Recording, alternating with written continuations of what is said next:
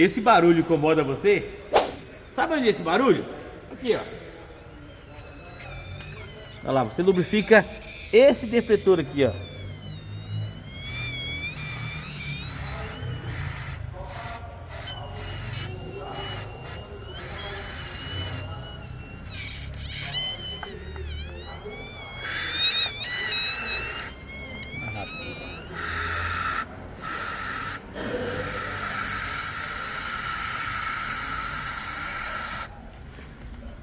Problema resolvido com uma borrifada de graxa.